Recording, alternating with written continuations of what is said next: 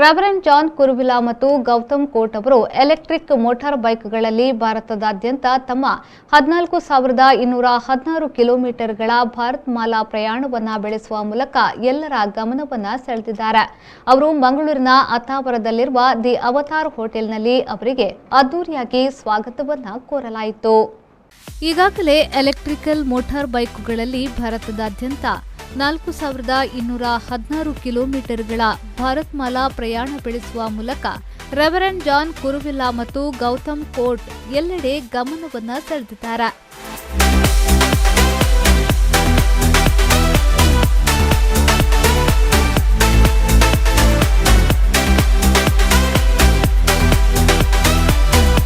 ಇನ್ನು ಉದ್ಯಮಶೀಲತೆಯಲ್ಲಿ ಭಾಗವಹಿಸಲು ಮತ್ತು ಸುಸ್ಥಿರತೆಯ ಸಂದೇಶವನ್ನು ಮನೆ ಮನೆಗೆ ತೆರಳಿ ತಿಳಿಸಲು ಪ್ರಾರಂಭಿಸಿದ್ದಾರೆ. ದೇಶದ ರಸ್ತೆಯಲ್ಲಿರುವ ಹೊಂಡ ಗುಂಡಿಗಳನ್ನು ಹೋಗಲಾಡಿಸುವ ನಿಟ್ಟಿನಲ್ಲಿ ಪ್ರಯಾಣವನ್ನ ಬೆಳೆಸಿದ್ದಾರೆ. ಇದೀಗ ಮಂಗಳೂರಿನ ಅತ್ತಾವರದಲ್ಲಿರುವ ದಿ ಅವತಾರ್ ಹೋಟೆಲ್ಗೆ ಆಗಮಿಸಿದ ಅವರನ್ನ ಅದ್ದೂರಿಯಾಗಿ ಸ್ವಾಗತಿಸಲಾಯಿತು.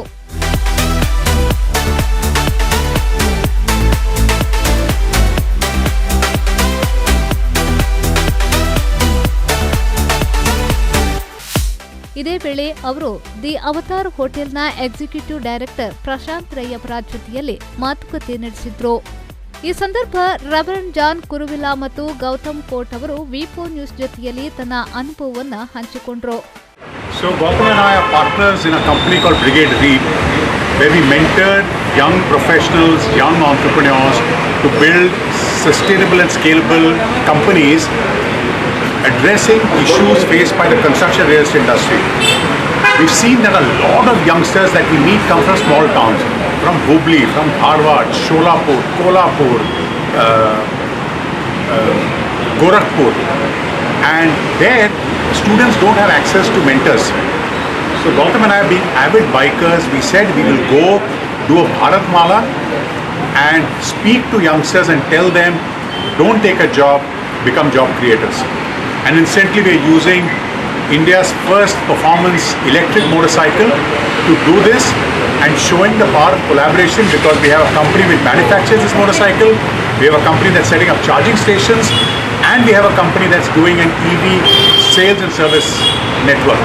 So it's bringing everything together under one roof. Why are we doing it? I could say because it is there to be done, maybe. But it's also an opportunity for us to travel India in a way that both John and I have not really had an opportunity to do so far. We are able to go and meet young students in a single trip, which is something that we've done before, but only to maybe a single college. We're looking at meeting maybe a couple of dozen colleges in this trip. We want to, if we get 2 or even 3 or even 1 startup out of this entire trip, I think it's going to be a successful trip for us. Hotel ಪಾರ್ಕಿಂಗ್ನಲ್ಲಿ ವೇಗದ charging EV ನಿಲ್ದಾಣವನ್ನು ಸ್ಥಾಪಿಸಿದ್ದು, avatar hotel ಈ ಸೌಲಭ್ಯವನ್ನು ಹೊಂದಿರುವ ಮಂಗಳೂರಿನ ಮೊದಲ hotel ಆಗಿದೆ. ನಂತರ ದಿ ಅವತಾರ್ ಹೋಟೆಲ್ ಮತ್ತು ಬೈಕರ್ಸ್ ಕ್ಲಬ್, ಮಂಗಳೂರಿನ United Riders, Coastal Scooterist, Mangaluru Jawa SD Club ತಂಡವು ಸವಾರರನ್ನ ಮಂಗಳೂರು ನಗರಕ್ಕೆ ಕರೆದೊಯ್ಯಿತು. ಮಂಗಳೂರಿನ ಸವಾರರು ಎಸ್ಡಿ, ವಿಂಟೇಜ್ ಸ್ಕೂಟರ್ ಮತ್ತು ಕೆಟಿಎಂ ಬೈಕ್ಗಳು ಮಂಗಳೂರು ನಗರದಾದ್ಯಂತ ಸಂಚರಿಸಿದವು.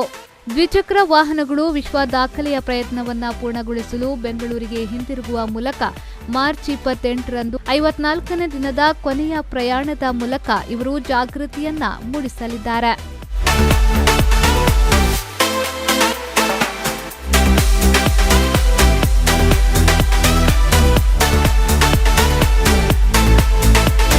ನಾಗೇಶ್ ಕಾಬೂರು, ವಿ4 ನ್ಯೂಸ್, ಮಂಗಳೂರು.